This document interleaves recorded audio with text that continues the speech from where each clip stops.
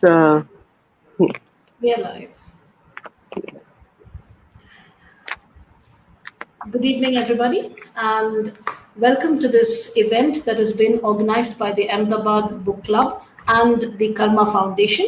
And I'm extremely happy to be in conversation with Miss Arundhati Subramanian, poet par excellence, prose writer par excellence, and I think at some point I really don't know whether it is prose or poetry. It is that magnificent, and I had occasion to speak to Ms. Subramanian during this poetry festival called Ananta, and I was struck by not just the beauty of her writing, but also the beauty of the conversation that she is capable of holding, and the way that she draws people into that intimate circle and makes everybody feel so special. So I'm really happy to serve as interlocutor at this event. And I'm sure that everybody knows the credentials of Ms. Subramanian, award-winning poet, one of the best-known names in Indian poetry in English at the present times, someone who has made this remarkable mark in terms of being able to reach into the very soul or texture of human nature, and to be able to tap into the energies that govern the universe. Now, often we tend to just look at Ms. Subramanian as someone who is, who delves extensively into spirituality, but where a lot of people see spirituality, I see a lot of love. I think that her writings are infused with love, okay, and it is not just the kind of love, a romantic love. It is spiritual. It is the love that springs up between friends. It has a universal language, which is again something of a fascination with Miss Subramanian, something that she uses with great felicity, and just manages to transition from one level to another, in a matter of, or a span of a few words. When she just says something, I'm going to quote from the book that we are going to discuss right now. She just says, "This was a personal experience, deeply felt, damply real." And at that point, I start to wonder: is it poetry? Is it prose? Or, and the kind of emotion, the kind of textured feeling that comes into those words. I think that this can be nothing but love. So I see that it's a universe that is suffused with love, and the eye that I sometimes read in her poetry, that I read in her works. I don't think it's an egotistic eye or an eye that refers to just herself. I think that it is an embracing eye. It is an encompassing eye, and it is from that point, from that referential, that I would like to take you to this particular book that we have under discussion. It's an exceptional book, and it's titled, in a very exceptional manner, "Women Who Wear Only Themselves." Women Who Wear Only Themselves, Conversations with Four Travelers on Sacred Journeys. Uh, when I read the title of this book, I thought this works on so many levels. I mean, is it women who wear only themselves, as in, their own selves? Or is it that, these are women who do not listen to anybody and wear only themselves? So I thought it went beyond vestments. It went beyond these decorative garments. It went on to a certain attitude. It went on to a certain, let's say, timbre of the spirit, and that's exactly what it turned out to be. So it's a book that taps into some marvelous energies of the universe, some of the primordial energies such as sound, the self, the ability to experience, beyond a certain range. And it is not like, these are experiences that have to be considered exclusive, or experiences that have to be considered as belonging to a privileged few. Very ordinary people, people from everyday walks of life, and the way that, they have responded to the sounds that they heard, to the voices that they heard, to the entire spectrum of time and the world. And that, to be able to convey that, is a very difficult task, because first of all, thoughts in your own head are difficult to be translated into words. But imagine being able to do this with four other human beings, to bring in their voices, to be faithful to them, to listen to what they have to say. By Miss Subramanian's own confession, she's a wonderful listener, and it shows the attention to detail. But at the same time, it is in no sense of the term a hagiography, because there are doubts. There are queries. There is this authorial voice, which I must tell you, I really enjoyed.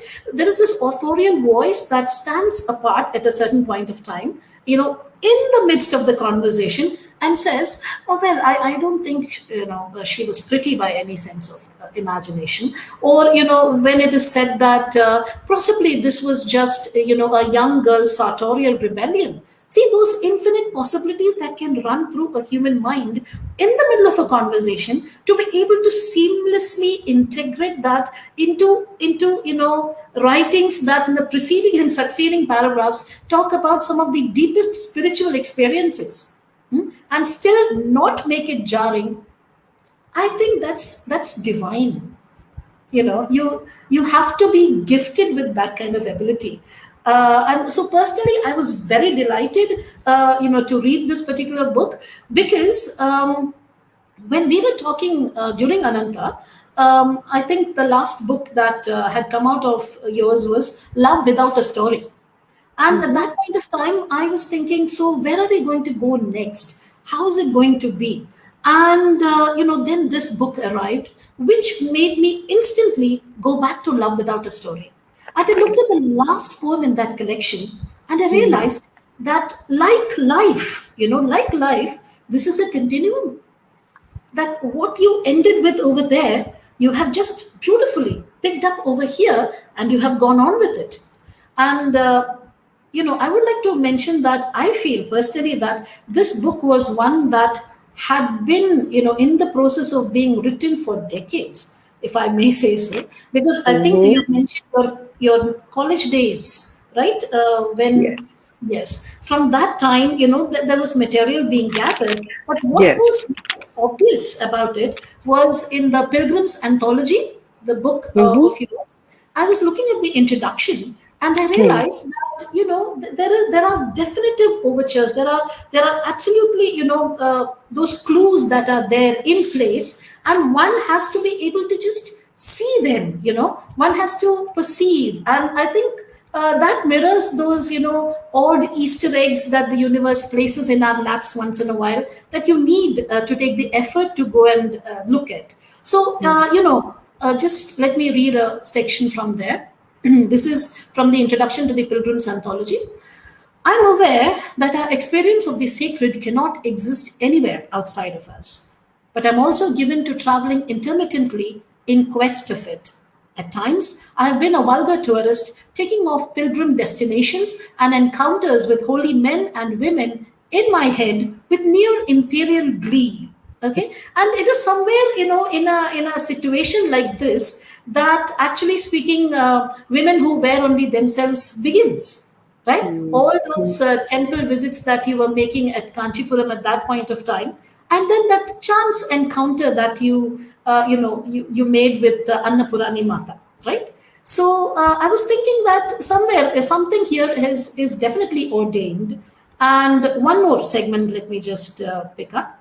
This is again about these sacred destinations that people go to. There was a churning about during those journeys, a fretful, fidgeting anxiety. In 2004, I found my guru. That became the terminus of one kind of journey and the beginning of another. But that's another story. My point is that the journey itself doesn't seem to let up. It shapeshifts but endures, and it probably will as long as the abyss that's in quotes, that separates us from ourselves, in Thomas Merton's lovely phrase, persists. Yes, the enduring answers are perhaps to be found in a place no further than the jugular or the heart or the forehead or the navel or the soul, wherever that is. But it's a hellishly hard journey to that elusive spot in the human spiritual anatomy. And there seem to be no shortcuts either. Okay, now I'm going to read just one sentence and we will go on. The world is not kind to wanderers. The rolling stone, the vagrant, the migrant, the fugitive, the tramp is often an object of scorn. In a utilitarian world, he's a loser. He represents a living reproach to our choices in favor of fixity and life insurance. Okay? And it's there that I would like to, take us to this beautiful soul that you have created for us. Okay, this terrific book called Women Who Wear Only Themselves. So please tell us something about the genesis of this book. Thank you, Sonia. It's actually interesting to just hear you talk about it, because you're one of the few readers who actually knows my poetry as well as my prose. So there are many who've read the work of, the work that's been more obviously in the sacred domain, spiritual literature of a kind. And there have been those who know the poetry. There are not many who know both. So I'm very glad to be having this conversation. I sensed a certain texture even the last time we spoke, and it feels very good to have this sense of. One of the interviewees in the book told me this. She told me that this was a book, reading it, and that's the monk in the book who said this. She said reading it gave her a sense of a mirror being held up to her own life. And I realized that what these women do for me is to hold a mirror to my life as well. And what you were doing right now was actually mirroring back to me my own journey in a span of a few minutes. So it's an interesting way in which we're all part of the same relay, if you will. I'll say that this book had its beginnings in probably three places. And here, of course, I'm talking not about Pilgrims, India, which was published some years ago, but this particular one, Women Who Wear Only Themselves. And I'd say the first entry point, I'd like to mention maybe 3 or 4 points. The first entry point for me was what you mentioned, the fact that I've been a spiritual seeker for many years, a very anxious one at times. I've thrashed and I've flailed and I've floundered, and I'm not sure I've entirely stopped. But yes, there was a moment when I turned from a seeker at large to a more committed seeker. And that happened after a guru, and that journey, continues to unfold. But I think what has remained, and I'm glad that you mentioned my last book of poetry, because I realized that there is a shift that happened there in the last book. There have always been travelers in all my books of poetry. But in my last book, the traveler is no longer a quester. Abbayar in that book, as I see her, enjoys conversation. She enjoys the crackle of argument. She enjoys laughter. She enjoys friendship. I'm so glad you mentioned friendship, because it's that spirit of warmth, a certain affection that in some way I see in the conversations in this book as well. At least a couple of them, one of them in particular, the one with the monk Makapuri, is rooted in a very deep affection. The others, I believe, are rooted in a certain essential respect. So I felt, I am a traveler, a spiritual traveler, but I felt that for all my discussions and conversations with guides and mystics along the way, what I yearned to hear were the voices of women. Why did I yearn to hear them? There is a moment I remember reading about a Zen woman practitioner. She says when she first heard a speaker talk of other Buddhist women practitioners on the path before her, just the names, just mentioning the names, she says something shifted and she wept. And the speaker there just looked at her weeping and recognized why that was happening. And I think I remember something very similar in my own life when I heard I sat in the goddess temple that is important to me and heard the 33 names of the goddess just being articulated. Just saying them out loud in some way touched some part of me that had stayed parched, that thirsted to just hear this. So I think there was a very real thirst to hear about women and their journeys, not simply the women of the past, not Mirabai and not Andal and not all the wonderful women who are part of our legacy, contemporary women. And not just any contemporary woman, not the spiritual celebrity, at least not for this book. I wanted the quiet woman, the unsung woman, the woman who does not have access to or chooses not to have her glories sung in hagiography and sacred verse and social media. This is the quiet woman. So I wanted to tune into that. That is the primary reason for this book. The second is my own absolutely long-standing and abiding fascination, which you mention here, with the spiritual traditions of the subcontinent, the Indian subcontinent. The fact that we have, and I don't know if we really quite realize in all the rant of political rhetoric, whether we actually quite realize that we are heir to living spiritual traditions. We are heir to contemplative and ecstatic spiritual traditions, even today, living traditions. And I think to explore those, to celebrate those, and to acknowledge those was also part of what this book set out to do. So you have the 4 women in this book represent actually widely divergent paths. There's bhakti, there's tantra, there's yoga. There are wide divergences. But what struck me about each of these women is, and I think that's what brought them together for this book, one, this ferocious commitment to a path that does not have any obvious external tangible reward. There's no one patting you on the back. There's no paycheck. There's no like on your social media for this kind of journey. It is a sometimes anguished and lonely journey. It can be. Each of them talks about how they've negotiated that aloneness. The second reason these women spoke to me is because they speak of the human and the sacred in the same breath. They do not divorce the two. I loved the way each one of them segued between one and the other. They don't see a distinction. And I think the third was just their extraordinary courage. And with that courage, and alongside that courage, is the vulnerability. It's the vulnerability that makes that courage so breathtaking. There is a great ability to be candid. I mean, I was deeply moved by the candor of these conversations. So these are a couple of reasons, but there was also the third, which I think we can talk about, because you mentioned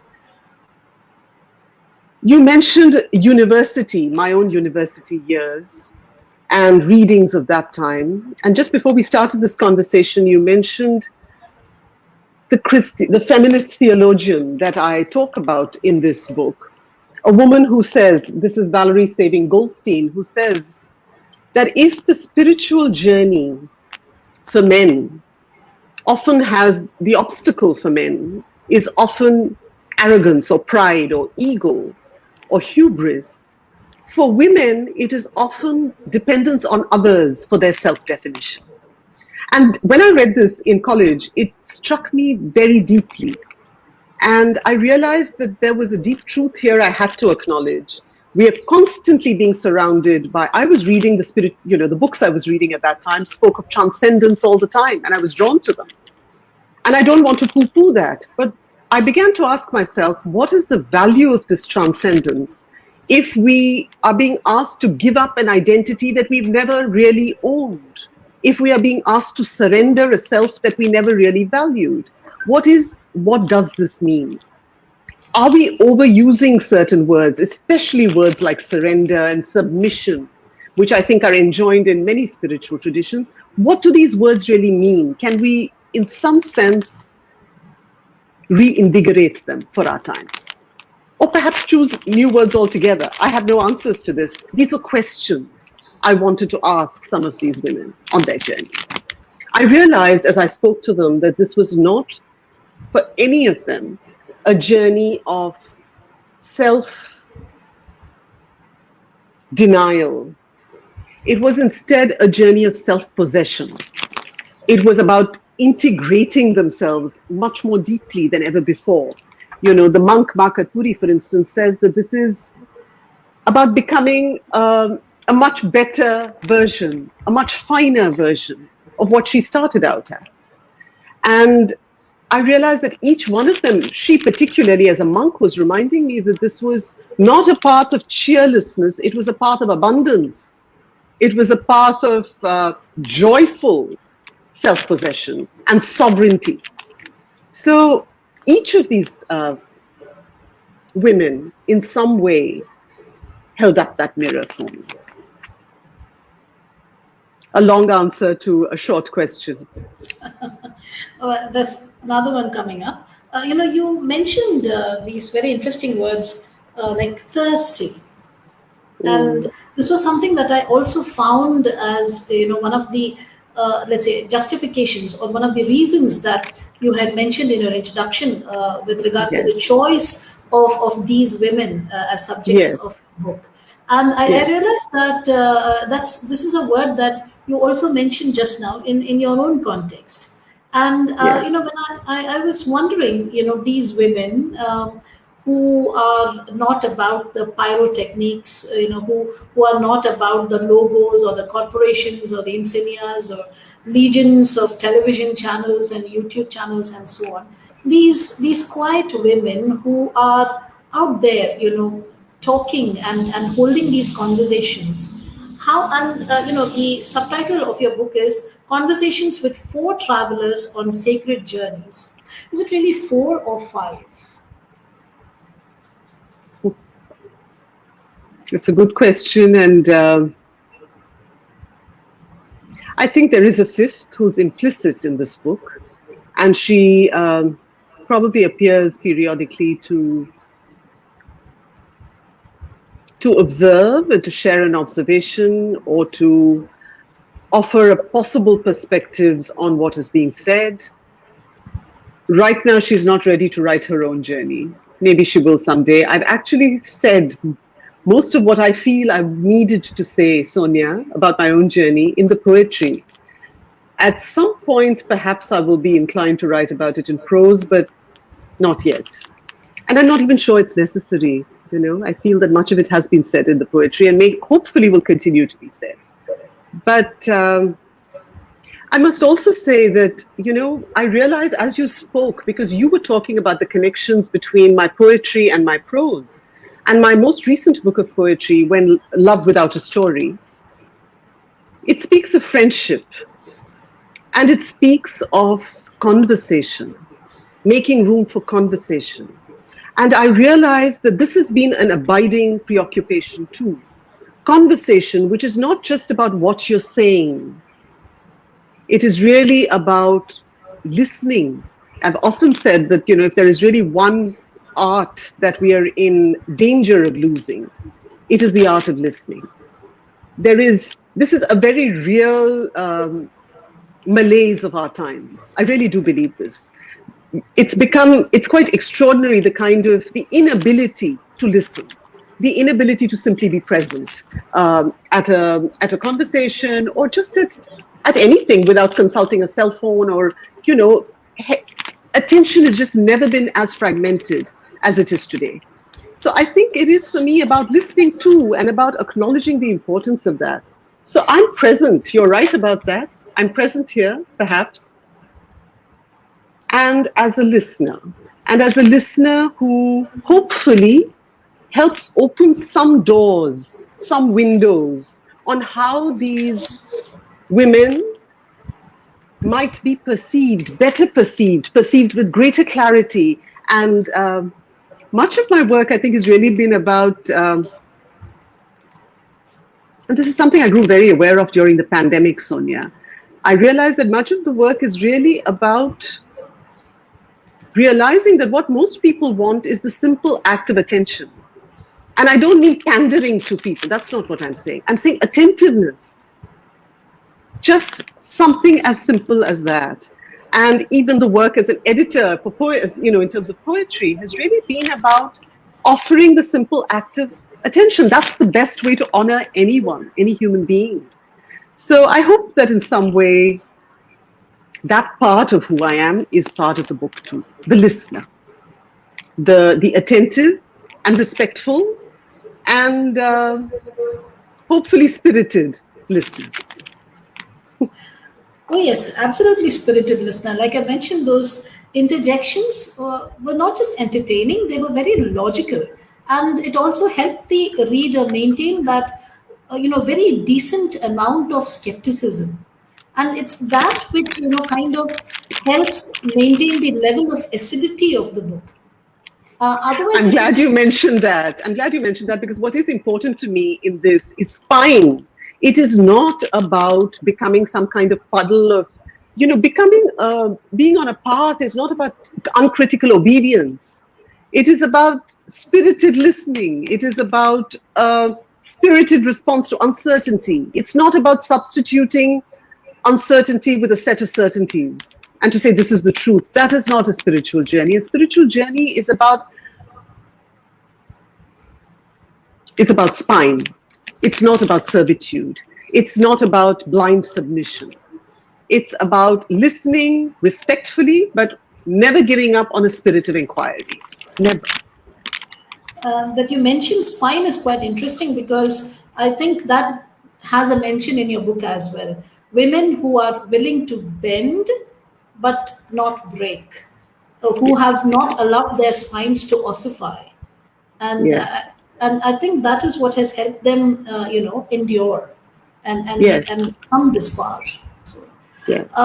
now that we mentioned listening, this is something I've been personally fascinated with. It's about your iris. It's about what your eye sees. What do you see when or what did you see when you saw these women, or in general, what do you see when you see things? Because I love the question, but I'm not sure I know how to answer it. What do I see? I was saying this to someone yesterday, and at the risk of repeating myself, I will say that one of the things I learned, and this is really thanks to a spiritual sadhana and to guidance, is really that I learned not to look only for a point. I learned not to look only in order to extract meaning. I think I've learned not to look for a single purpose. So I say this about, maybe I should actually pick that out. It's from the poem. It's from a poem in my last book, Love Without a Story, which is a book you know well since we actually talked about it. And I realized that in my poem on Abhayar and also on the poem about reading Indian myth, I say that we are built to float. We are built to understand. The chemical into which we are tumbling has sustained before. And I say there as well, how do you read myths? Earlier, I know that I read with a view to extracting knowledge, or you read with a view to extracting information. And we are so conditioned, Sonia, not all of us, but some of us certainly who went through educational systems that told us we had understood something only if we could paraphrase it. We understood something only if we could decode it. We are being encouraged to believe that all the time. The universe only rewards us for decoding. It's only about 5-step manuals to understand the world. But if you were to put away those manuals, you may not there's no carrot at the end of that journey. The carrot is really just the sheer pleasure of allowing a journey to unfold. And I say in this particular poem, how do I read Indian myth? The way I read Greek, I suppose, not worrying too much about foreign names and plots, knowing there is never a single point to any story. That's the way I think I have learned, and I'm still learning, to listen. That's the way I've learned, and I'm still learning to see. There is no single point to any story. There is no single truth to any utterance. There are, in fact, always multiple possibilities. And I think that's what Abhaya, the traveler in my last book, learns. She says at the end of that cycle of poems, she says she's learned not to look for a single point.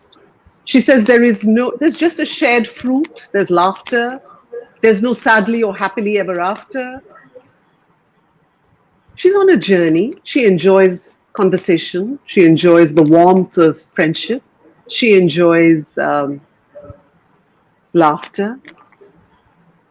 And that's it. So I think learning to see has been an important part of my own journey. It's probably an important part of any spiritual journey, that you're learning simply to see and not in order to extract a meaning. You know, I've said this to you before, I think. I remember being very struck by Joseph Campbell, the mythologist. In one of his interviews, he says that for a long time I thought I was looking for the meaning of life. And then I realized suddenly I'm not looking for the meaning at all. I'm looking for a deeper experience of life itself.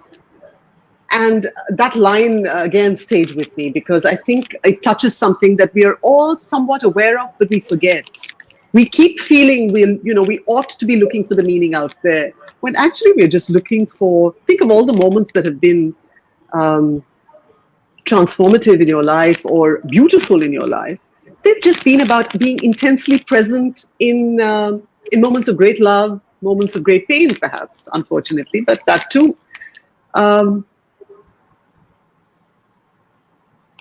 Beauty, too. Be very present at those moments. And now that you mentioned those moments and those very interesting insights into sight, could you please give us some insight into the contents of this book, the people who inhabit the pages of your book? You mean women who wear only themselves? Yes, those women.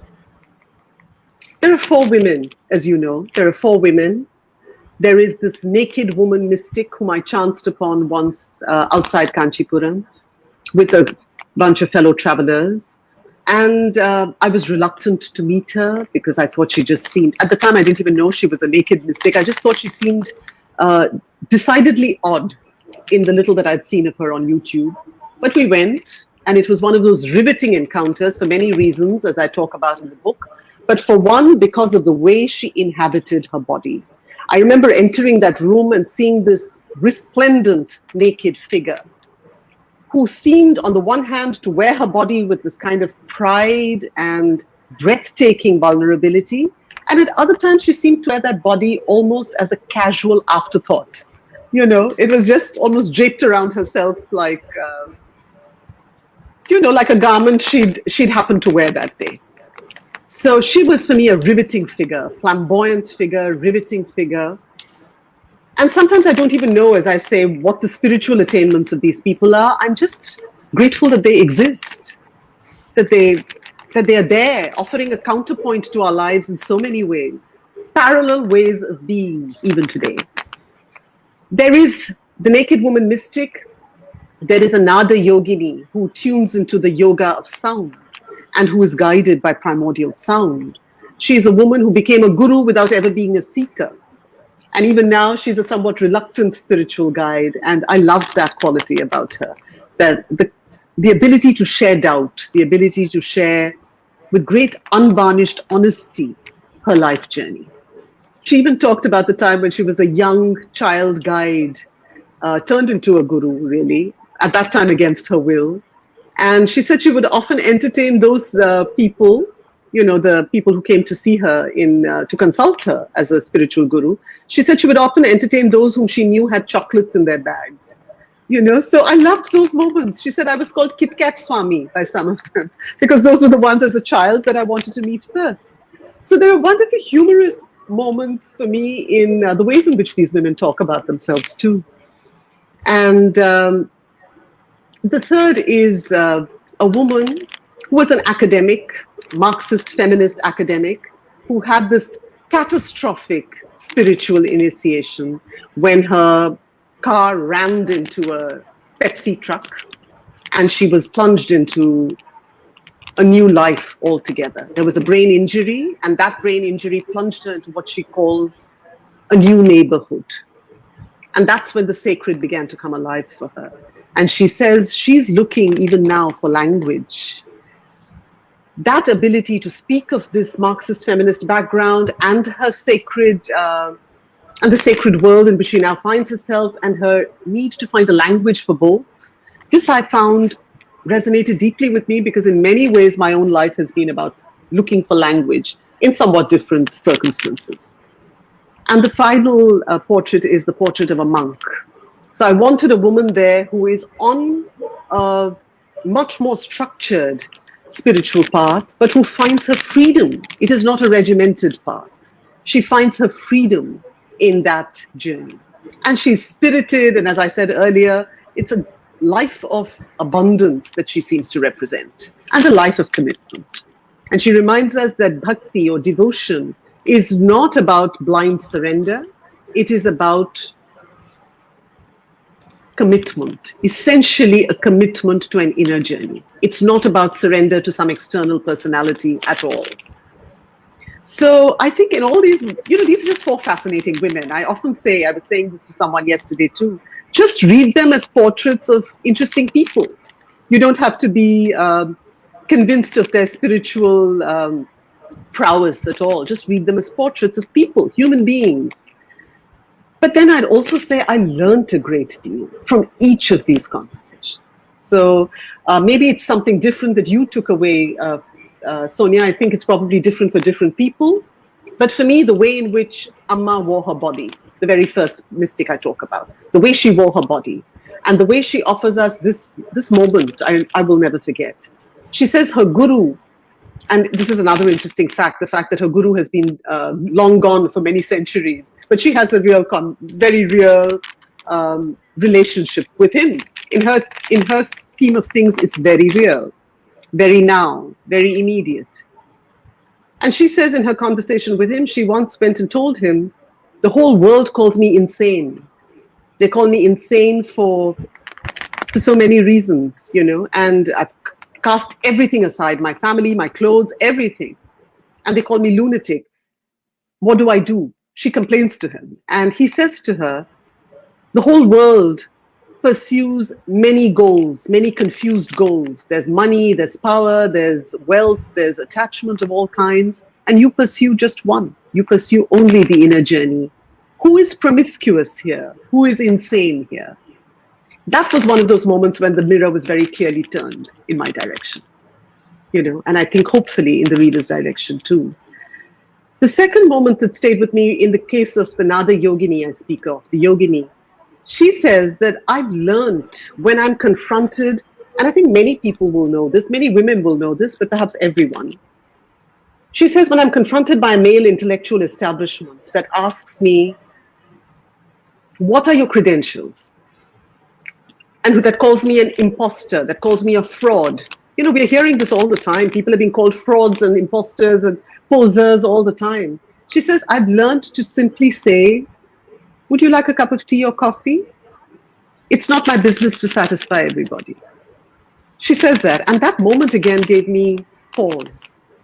And I realized really that what she was offering me was a strategy for living. It is not our business to satisfy everyone, and we never will, but we can offer what only we are capable of offering. And that is our uniqueness, and that is unique to each person.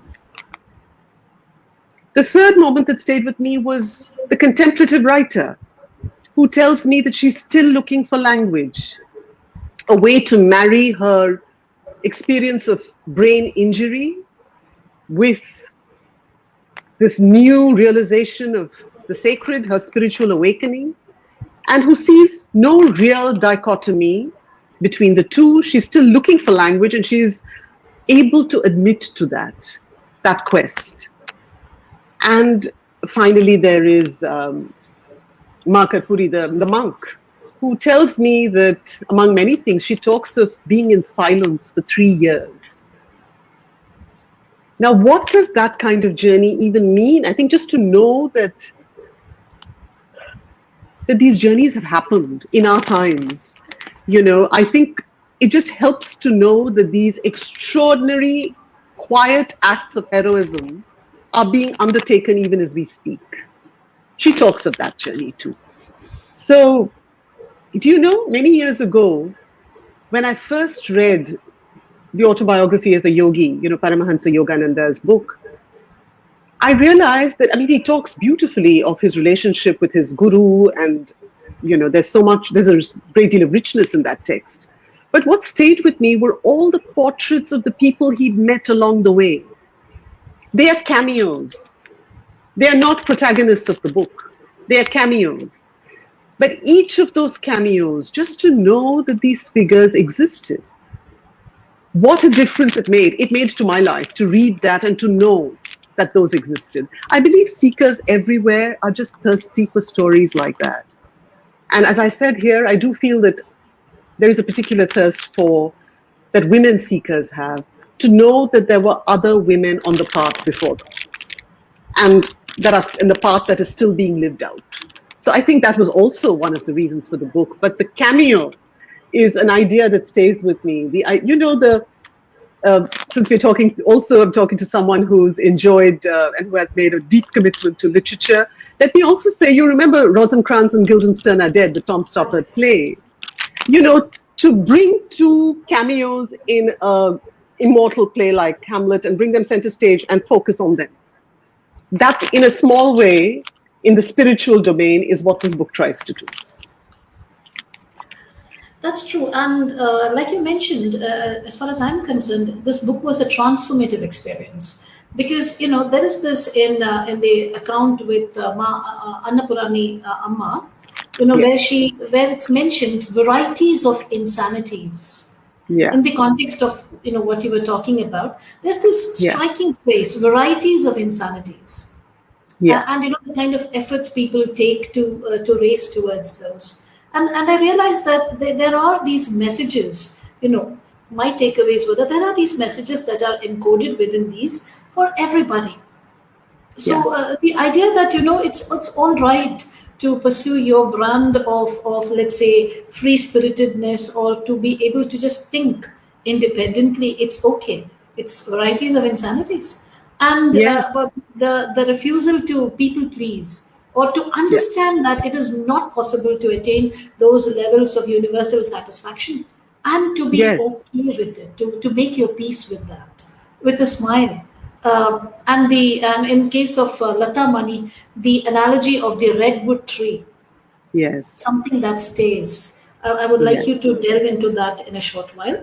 And in the case of Ma Karpuri, to not just maintain those 3 years of silence, but within that time to learn to seek within, to understand that from coming up from that level of being moved intensely just by seeing the feet of the guru, to be able to maintain a certain distance, and to seek within, and to make and bring about that bridge. So it's not like everything has to be deposed in an external. No, in fact, you're absolutely right. And the whole point of any spiritual journey, Ma Karpuri articulates it in her way, but it is true for each of these women, and it is true for any spiritual journey, that it is always about a journey within. It is always about responsibility. It is really never about anything, really. It's the move from the external to the internal, isn't it? So the ways in which these women are actually reclaiming their lives, I think, was for me deeply inspirational. Can you hear me? Yeah, I can. I'm just raising my hand with this. I would like it if, do you have access to the segment where you raise these questions, those questions that might have passed in the through introduction? your mind? Yes, in the introduction.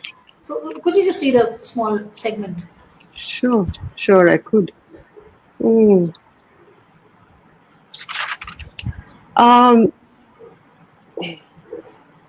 I marveled at how these women held their own in a world so conceptually fragmented, a world that divides the material and the spiritual into such impermeable categories. How did these women tune into their own inner guidance? How did they come to terms with that simple but oddly elusive truth that we are both flesh and spirit, that we do not have to masquerade as simply one or the other? Above all, how did they find their freedom in a world where a spiritual ecosystem is so hard to find? What is a spiritual ecosystem?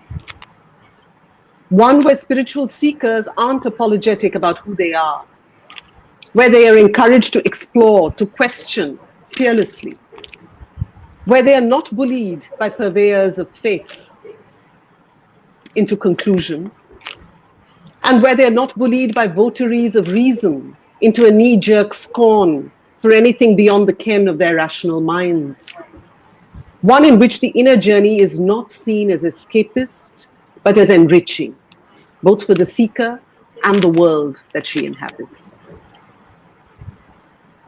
And later, I say, and I think I just want to add this, because this is for me important, especially because we live in times when every faith has its spokespersons. And what interested me about these women is they're not trying to be spokespersons. And I'm not interested at this point and in this book, and perhaps I'm not sure I will ever be, in spokespersons and sentries and soldiers. I'm interested in seekers. I'm interested in spiritual wayfarers who are willing to admit to doubt and uncertainty, and who still stay committed to a path of awakening. So I say here that these are people, women whose lives have little to do with the appurtenances of religious identity, and I feel the need to speak of them because they are the spiritual spine of a living tradition.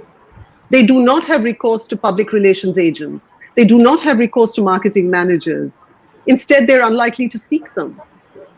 They often opt for the murmur over the megaphone.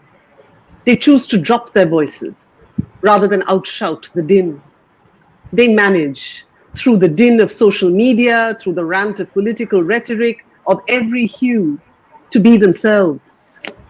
They are the unsung reasons why a faith endures.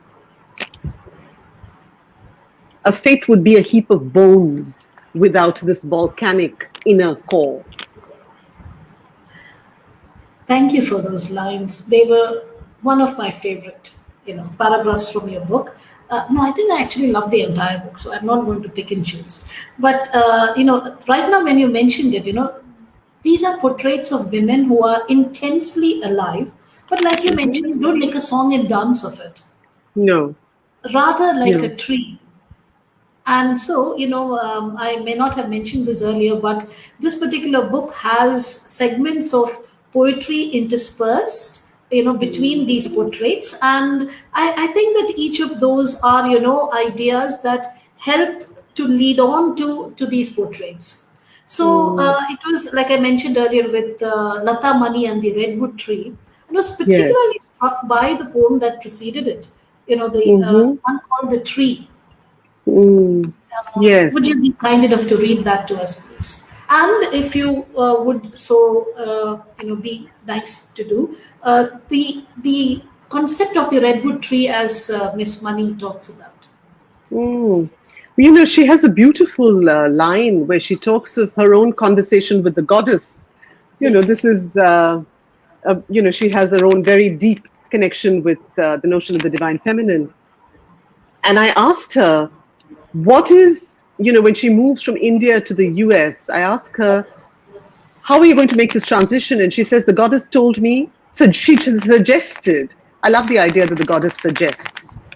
That is indeed how the goddess works, I believe. She suggested that I emulate the redwood tree. This was when she still lived in California, where redwoods thrive. She says the roots of the redwood are shallow, but the network is horizontally extensive and extraordinarily resilient. At the same time, the vertical trunk shoots determinedly skyward, while the branches plane towards the earth. It is a perfect image for the rooted dispassion of the tantric way. We are fully present on earth, densely connected to each other, and equally to that from which we came, and to which we will return. So this sense of, what the poets have called being in the world, but not of it, is something that was resonated with me because it was a poem I had written many years ago in a book called Where I Live. And the poem Tree that you asked for is actually from a book of 2005, which I then brought into this particular volume. It was just about learning to be oneself in this densely connected space that she talks about. Learning to be a tree in the city, you know, echoed beautifully. Of course, Kabir gives us the most magnificent examples of that in his poems about Kabir standing in the bazaar, the mystic who stands in the bazaar and whose very presence offers us an alternative. Tree. It takes a certain cussedness to be a tree in the city, a certain inflexible woodenness to dig in your heels, to hold your own amid lampposts sleek as mannequins and buildings that hold sun and glass together with more willpower than cement. To continue that dated ritual, reissuing a tireless maze of phalange and webbing, perpetuating that third world profusion of outstretched hand, each with its blaze of finger and more finger. So many ways of tasting neon, so many ways of latticing a wind, so many ways of being ancillary to the self without resenting it. I think it's also about that community, that the whole idea of all these trees growing quietly and going about their business, but at the same time being intensely aware of there being a community. Something that I think that whole idea of tapping into the community of mystics, that sort of a spiritual repertoire was something. So it is wearing yourself suggests sovereignty, but there is also this extensive horizontal network of roots that is Sangha. And so there's Sangha as well as sovereignty. Now, there is this abiding search for the guru in most of these accounts, and sometimes it's an actual person, and sometimes it is Shiva or Devi. But what I found very interesting is that most of these women have, mentioned as their guru a person who lived, a sage who lived 300 years ago, or lived in the 7th century, yes, right? Or the Devi, or, has manifestations of the goddess as half Shiva and half Krishna, right? Okay. So I was wondering, did you give any thought to the idea of time and what it means to these people and their conceptualization of universe, of the universe, how do they perceive it? What shape or, tangent do they weave around this to imagine having conversations, to have conversations. Imagine is fine. For some of us, it might well seem like imagination. I think the only proof of the pudding is in what it does to the person herself and how she lives her life and how human she is. But of course, in fact, the last line of my essay on Annapurni Amma, who's the one who has a guru who's been gone 300 years. He's no longer in his physical form, but for her, he is intensely alive. So my last line really in that essay, if I can find it, is about space and time, which is exactly what you talked about, where I went away. I remember leaving that interview with my head swimming. And I say that what I witnessed today was an extraordinary intimacy, an intimacy between a master and disciple who refuse to be separated by time and space, who see time as no barrier and space as no impediment, who see the body as a disguise, a mere costume, gossamer thin, flimsy, just one more veil by which we obscure the wild nakedness of love from ourselves. So that notion of being able to vault effortlessly over the centuries, as I say in my book of poems about Abhayad, I say that the centuries are separated by historians, not poets. And we could add mystics there. Only by historians, not poets, at the best of times, that is, when poets are capable of a deeper seeing. But let's take another example. Let's take the example of the last portrait in the book, Ma Karpuri, who has a living guru. Not a Devi, not an iconic picture, not an image of calendar art, and not a guru who's been gone 3 centuries, a living guru. But she makes the journey, as you will see, from the actual persona of the guru to an inner guidance. The whole journey is one of realizing that this is not about a person. This is about presence. This is about inner guidance. And eventually, she is able to awaken to that distinction, that the guru is really not the guru as a person or as this figure, as Annapurniyama speaks of him. Eventually, is a marvelous device, but the real journey is elsewhere. The real journey is what this key unlocks within you. So I was having a conversation with someone who said, some days ago, we were talking about the book of Bhakti poetry called Eating God that I'd put together. And it ends with the poem by Tukaram, who says, after talking to his God endlessly, Vithala, Vithoba, he talks to his God. This is the 17th century poet and mystic. He talks to his God. He quarrels with his God. He bargains with his God. He says, I'm a trader. You can't, fool me at this. You just have to give me some real proof that you exist. So there are all these various states in which he interacts with his God. But the last poem in the book is, for me, God is dead. I need him no more. That's the last poem. He says, I've had enough. Let me just sit still. So when that moment comes, this whole external dance with the God or the divine or the guru or whatever is a beautiful dance. But there are times when one can allow it to stop as well. As I think each of these women reminds us that it is an inner journey above all. And on that, guidance is deeply welcome. But it is a journey of self-discovery at its heart. It is not about being beguiled by the external beauty or the lack of it. It's very easy to fall into a blame game as well. All the things that are wrong with the world or with your teachers or with your parents or your gurus or your guides or your educational systems, you can think of all that's wrong.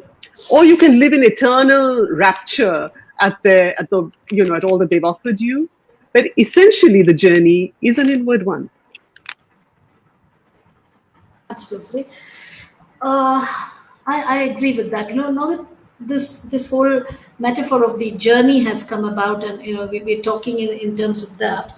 I was thinking about 2 things. One is, many of these women have talked about how intensely they are connected with the geographies and energies of certain places, like Thiruvananthapuram and I think the stone temples. And they also talk about how there has been so many years of prayers being offered at a certain place, and it's bound to hold that power. Right? Yeah, and so I was just wondering whether you too believe that places have the ability to hold and give out energies. Is it too personal a question? No, it's not too personal. I'm trying to think of the best way to answer this. I don't always know how to account for it, but there are some places I want to be more than others. And I don't always know how to account for it, but there are some people I want to be around more than others. And these are mysterious, aren't they? But for some reason, I think many of us sense that some places, if you don't like to use words like sanctified, and that some places are more sanctified, I think most of us have an instinctive hunch that some places or some states, they just allow you to access more meditative states within you. So that's another way, another perhaps a more unromantic way of looking at it, but that's exactly it. I like to talk of Devi and I love to talk of the Linga Bhairavi, who is my guide, but she's really my very personal key to unlock those inner states, So whatever that is, it could be a place for you, it could be the notion of a person for you that unlocks it. And it, in fact, goes back to what we were saying earlier, and I must add this, Sonia, that when they speak of the Guru, what interested me in all these portraits is that none of them speak of the Guru as some kind of authoritarian figure. The Guru is not your boss. The Guru is your guide. The Guru, on some level, is your birthright, once you're on this journey. So it's important to see this because I think many people get caught up with ideas of authority. And this is not about authority as much as it is essentially, it is not a surrender to authority. It is essentially trusting an inner journey and what it begins to open up for you. So I loved the fact that all these women have spirited relationships with their guides. It's not one of servility. Spirited and very interesting relationships. Like, yes. One of them says there is this wonderful temple built by somebody for their guru, and you're being worshipped. Yeah, what about me? Yes. Yeah. And then he says, yeah, go ahead, build it. And this was like, the 300-year-old sage. And imagine if she says and does that. It's like talking to a parent or a friend or somebody. Yeah. Yes. Yes, and there is a question for us. Before that, there's something that I would like you to read for us. Okay. It's your voice. It's the authorial voice, and there's this deeply meditative, contemplative feel to it. And I think that the thought process that comes through in that is something that reflects a very beautiful state of mind, when everything on the surface and below the surface is at rest. I think it is about the segment where you say that when you sit in airport lounges, transit lounges, in the Market Puri, the monk. Yes, exactly. That particular something that struck a chord with me, because I think airport lounges deserve more credit than one gives them. I agree. I remember, I think it was Imtiaz Dharkar, the poet, who said that she actually wrote a great deal right there. And yes, I agree. We were talking about spaces, Sonia. So there are consecrated spaces, but there are also airport lounges. Yes. Okay, so this is the last paragraph of my portrait of Market Puri, the monk. I say, as I travel, there are several times in an airport transit lounge or on my way out of a hotel room when I think of her. I imagine her making her slow, determined way around her ashram in the early hours of the morning towards the meditation hall that she loves so well. And that image is reassuring. It helps me to know that lives can be lived out with this single-pointed commitment. It helps me to know that one can live in the same geographical space without restlessness, consciously deepening one's engagement with oneself through the dailiness of practice. It helps me to know that there are comrades on this journey, those with whom one can share doubt, discovery, and laughter in equal measure. It helps me to know that Ma inhabits the planet at the same time I do. It just brings us back to the analogy of the tree, the poem that you had, mentioned in the beginning of Lata Mani's segment. You see, it's the same serenity. It's the same, I grow, you grow. Let's all just grow. Let's all just grow, and we are connected.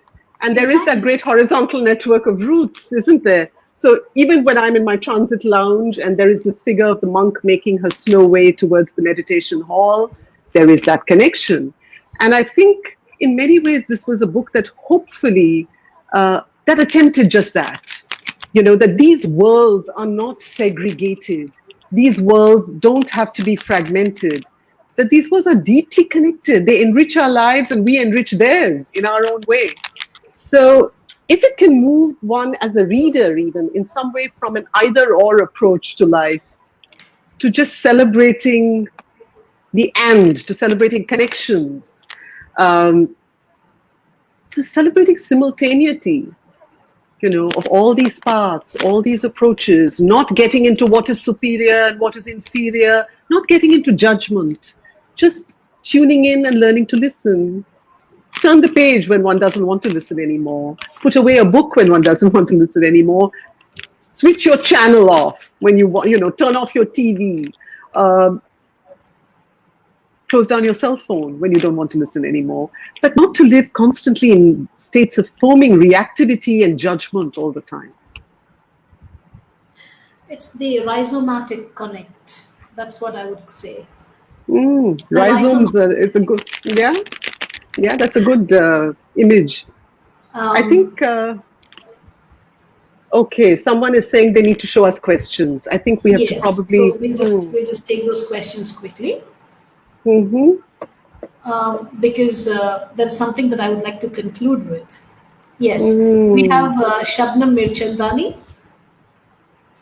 And she says, did you ever... Okay.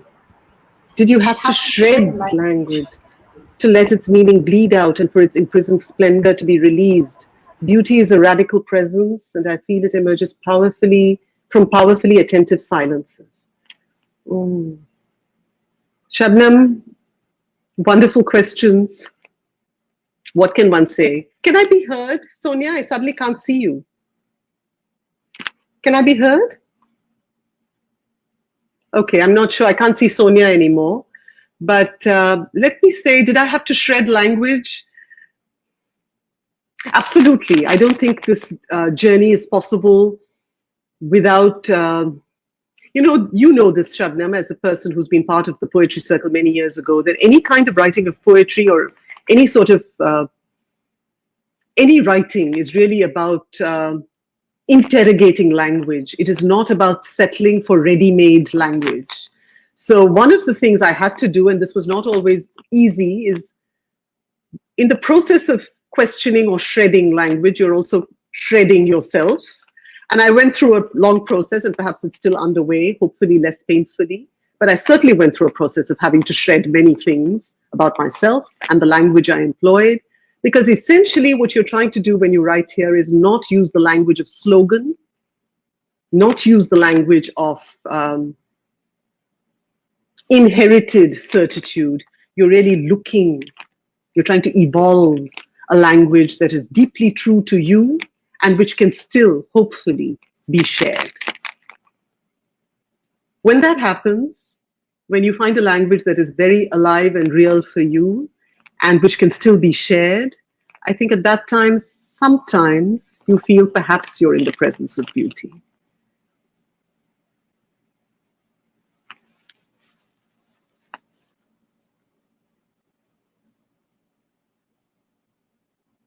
How important is it to journey without a guru? I think, Shalini, thank you for that question. There are no formulae for this journey, and I think that's what even the women in this book remind us of. There is no formula here, and everyone has their own journey. So I could not imagine my journey without a living guru. I needed very active verbal guidance in order to be able to tune in to non-verbal guidance. That was my need. But each of these women has a completely different need. And each human being has a completely different need. So as your journey takes you along, I think the need manifests itself. And then eventually, if it is authentic, the answer to that need also manifests itself. I like to keep that faith because it has proven to be true, at least in my life.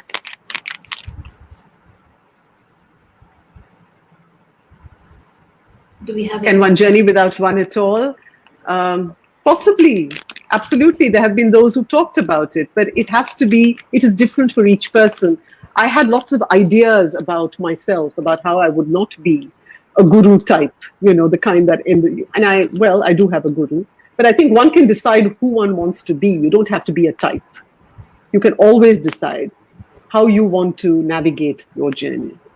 But I will also say, Shalini, that the spiritual journey took me to moments when I had to eat humble pie in terms of the ideas I had about myself. You know, I always thought I would be a particular kind of person, drawn to a particular kind of inner journey. And I realized in moments of great terror in my life, I realized I had to swallow my pride and just be grateful for guidance from wherever it came.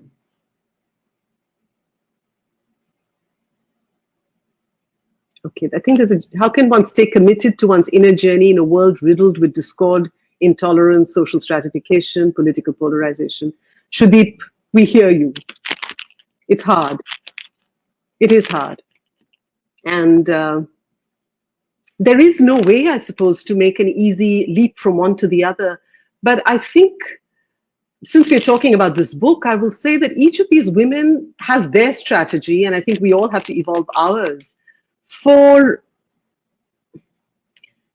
staying committed to the journey, keeping this one fundamental conviction in sight, as I say in the introduction, that the inner journey is not escapist. It is enriching, both for the seeker, the wayfarer, the traveler, and the world that she or he inhabits. It makes a difference to both. So when we keep that conviction in sight, I think it is possible to embark on this journey without a sense of apology. One often feels one has to apologize to the outside world for being otherworldly and so on. And I don't think it has to do with being the otherworldly at all. And I said this to someone yesterday as well when we were talking about this book. We are both material and more than material. We are both body and beyond. We are both flesh and spirit. And if we try to over-accentuate one at the expense of the other, there will be pain. So the point is to find your equipoise, to acknowledge that you inhabit both, that you are the bridge between both. And that is a tremendous thing to be. It is a powerful thing to be. But it is an equipoise that needs to be reinvented and needs to be found or struck every single day. So I think what also inspires me about these journeys, and that's one of the things that each of these women talks about, is that there is a dailiness to this journey. It's not a discovery you make once and then you live off that for the rest of your life. There is a dailiness of their practice, which anchors them deeply in themselves.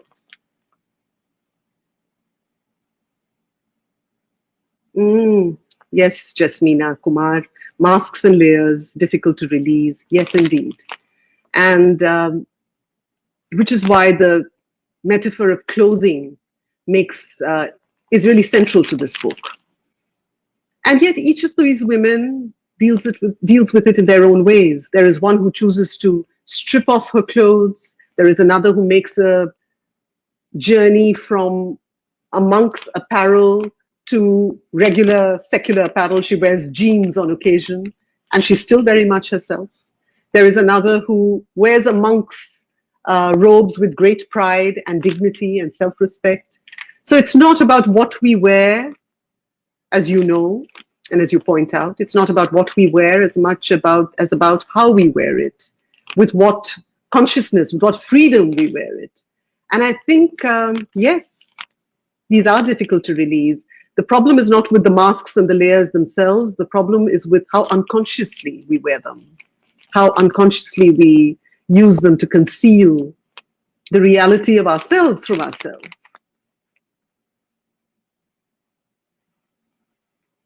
That is the last, I think, of the questions.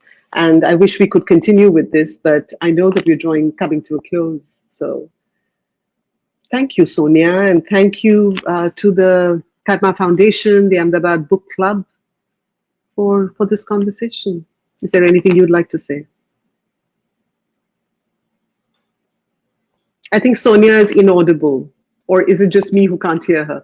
Okay, I can't hear her, but I just want to say thank you to everyone who put this together, but also thank you for the listeners, because I sensed a very real listening that was apparent in the questions, and that was also apparent in